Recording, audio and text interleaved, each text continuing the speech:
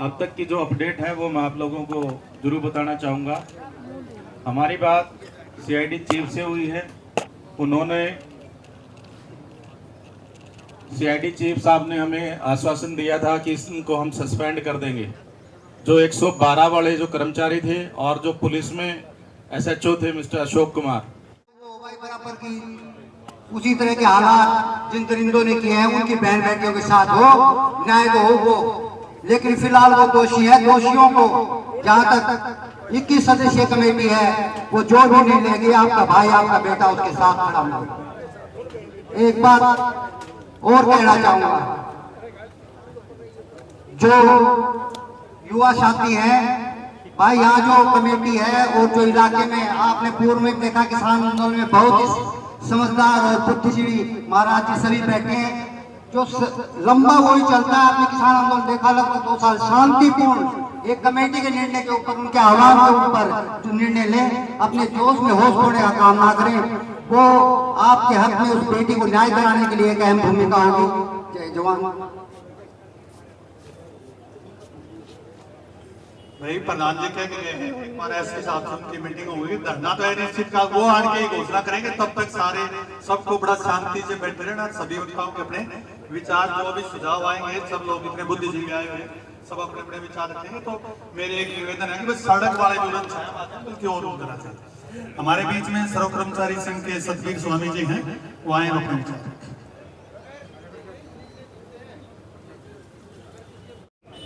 यहाँ का इलाका इस बहन की इंसाफ दिलाने के लिए इकट्ठा हुआ है। तो इस मंच को जो संचालित कर रहे हैं और यहाँ जो कमेटी है, कमेटी सम्मानित कमेटी को, और जो आपने इकट्ठे होकर शांतिपूर्वक अपनी हक की लड़ाई के लिए तमाम साथी जो कंधे से कंधा मिलाकर अपनी इस बहन को इंसाफ दिलाने के लिए इकट्ठे हुए हैं, तो मैं सर्व कर्मचारी संघ हरियाणा की तरफ से आपकी एकता को सलाम करता हूँ। साथियों, मैं सतवीर स्वामी, हरियाणा विद्यालय शिक्षा बोर्ड कर्मचारी संगठन का प्रधान और सर्व कर्मचारी संघ हरियाणा का सह सचिव। हमें पता चला कि बहन के साथ इतनी दरिंदगी हुई है जिसका शब्दों में कोई मायने नहीं। कल भी हम भिवानी हॉस्पिटल में आपके बीच में थे और हम सरकार से बार बार यही मांग कर रहे हैं कि हमारी बहन को न्याय दे और ऐसी सजा दे ताकि वो जो हैवानी तो उन्होंने की है तो और किसी की हिम्मत ना हो किसी बहन के साथ ऐसा करने की। साथियों, सभी ने पता है कि दिल्ली में भी एक निर्भय कांड हुआ और तमाम दिल्ली पूरा देश उस बेटी के साथ था। और आज भी हमारी इस बेटी के साथ इन जो मैं क्या शब्द इस्तेमाल को, इतने निर्दलीय जो इंसान ही जानवर है, उन्होंने बेटी को हमारी को निर्बल हत्या की, उनके साथ असहनीय अत्याचार किया और इस सरकार पर कोई जुर्म नहीं गुजरी। 11 तारीख से पूरा परिवार आभार व्यक्त करता हूं कि गरीब की बेटी के लिए ये मानता है इन हरियाणा के लोगों की, इस लुहारू क्षेत्र के लोगों की, कि इस गरीब बेटी को न्याय दिलाने के लिए हजारों लोग सुबह से भूखे यहाँ बैठे हैं। मैं आपका धन्यवाद करता हूं। कोई राजनीतिक मंच नहीं, कोई राजनीतिक बात नहीं, लेकिन इस सरकार को हम चेताना चाहते हैं। हजारों ऐसे नृशंस हत्याएं हुई हरियाणा में, लगातार अपराधी बेखौफ है, कोई इनको रोकने टोकने वाला नहीं है। और आज इस बेटी की हत्या ने पूरे भिवानी इलाके को हिलाकर रख दिया है। मैं आपको बताना चाहता हूं, इससे पहले हमारी मीटिंग थी, वहां सभी उप कांग्रेस के सभी वर्कर उपस्थित थे, वहां भी इस बारे में निंदा प्रस्ताव पास किया गया है। हमने दीपेंद्र हुड्डा जी सब किसको अवगत कराया कि भिवानी में इस तरह की कोई वारदात हो गई है और सरकार और पुलिस अपराधियों को बचाने में लगी है। तो छुट्टियां हैं, 17 तारीख 18 तारीख को दोबारा पार्लियामेंट शुरू होगी। उन्होंने वादा किया है कि भाई हम वहां नोटिस देके और इस मुद्दे को वहां उठाएंगे। मैं ज्यादा न बोलते हुए, विधायक जी भी यहाँ बैठे हैं हमारे, राजवीर फटिया जी, अनिरुद्ध जी भी आए हैं जो ग्रामीण के हमारे अध्यक्ष हैं। मैं आप लोगों को हाथ जोड़कर ये विश्वास दिलाता हूं कि कांग्रेस पार्टी का अध्यक्ष होने के नाते आप जहां भी ड्यूटी लगाएंगे वहां हम आपके साथ खड़े रहेंगे और इस बेटी को न्याय दिलाकर रहेंगे। धन्यवाद। इतनी दरिंदगी के साथ उसकी हत्या कर दी गई। एक तरफ तो सरकार बात करती है कि बेटी बचाओ बेटी पढ़ाओ, लेकिन मैं तो ये कहती हूँ कि जब कोई बहन अगर किसी कॉलेज में एडमिशन लेने के लिए जाती है तो उसकी दरिंदों के हाथ लग करके और उसकी हत्या कर दी जाती है। तो कितने दिन इस तरह से हमारी बेटियां नोची जाएंगी? साथियों, जो आज इतनी संख्या में मेरी मातृशक्ति यहाँ भी बैठी है और इस घटना को सुनकर के पूरे देश में सन्नाटा छाया हुआ है, और जो घरों में आज भी मेरी बहनें और मेरी मातृशक्ति बैठी है वो पूरी तरह से भयभीत है ऐसे दरिंदों से, क्योंकि जब तक इस बहन को न्याय नहीं मिल जाएगा, जब तक उन दरिंदों को सलाखों के पीछे नहीं भेज दिया जाएगा, तब तक वो बहनें भी आज सुरक्षित नहीं बैठी हैं और तब तक उनके मन में भी वो भय बैठा हुआ है। तो हम आगे की भी इस तरह से कोई गारंटी नहीं दे सकते हमारी बहनों को, मातृशक्ति को, कि आप सुरक्षित हो।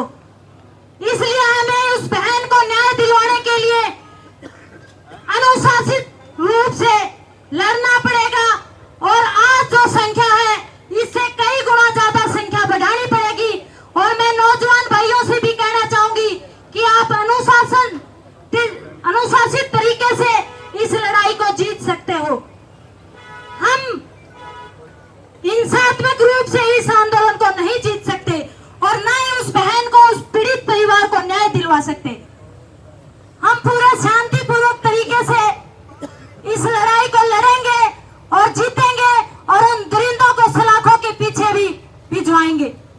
साथियों, दुर्भाग्य की बात तो ये है इस देश में आज स्वतंत्रता दिवस है और उस स्वतंत्रता दिवस के नाम पर सरकार के मंत्री, एमएलए, विधायक तिरंगा फहरा रहे हैं। मैं तो ये पूछना चाहती हूँ उनसे कि आप किस नाम से, किस मुंह से तिरंगा फहरा रहे हैं? कहाँ है हम स्वतंत्र? आज हमारी बहनों को, बेटियों को इस तरह से नोच करके खाया जा रहा है, उनके साथ गैंग रेप करके, उनका गला रेंट करके उनकी हत्या कर दी जा रही है। इन चीजों पर भी हमें ध्यान देना पड़ेगा। और साथियों, आज एक दिन, 2 दिन, 10 दिन रोने से कोई बात नहीं बनने वाली। अपनी बहनों की सुरक्षा के लिए तो हमें ताजिंदगी लड़ना पड़ेगा और उनको उत्साहित भी करना पड़ेगा, उनको घरों से निकालना भी पड़ेगा, उनको पढ़ाना भी पड़ेगा और उनको बहादुर भी बनाना पड़ेगा। ये भी आप लोगों का काम है। हमारी एक बहन हमारे बीच में से चली गई, लेकिन अब लाखों बहनें और भी भयभीत हैं, उनको भी उत्साहित करने की जरूरत है। साथियों, मैं ज्यादा ना बोल करके सच्ची उस बहन को आत्मा शांति तभी मिलेगी जब हम उन दरिंदों को सलाखों के पीछे करवा देंगे। और जिस भी, चाहे वो प्रशासन हो, चाहे कोई भी स्कूल या कॉलेज का कोई कर्मचारी हो शामिल, इसमें जो भी कोई शामिल है, उनको जल्दी से जल्दी प्रशासन से हम मांग कर रहे हैं कि उनको पकड़ करके और सलाखों के पीछे भेजे। आप सबका बहुत बहुत धन्यवाद। आगे बताएंगे सारी बात। सभी साथियों का बहुत बहुत धन्यवाद है। जिस शालीनता के साथ आप लोग इस धरना प्रदर्शन पर बैठे हैं, जो रोष जताया जा रहा है, आप सबका मैं बहुत बहुत धन्यवाद करता हूं। अब तक की जो अपडेट है वो मैं आप लोगों को जरूर बताना चाहूँगा। हमारी बात सीआईडी चीफ से हुई है। उन्होंने, सीआईडी चीफ साहब ने हमें आश्वासन दिया था कि इनको हम सस्पेंड कर देंगे।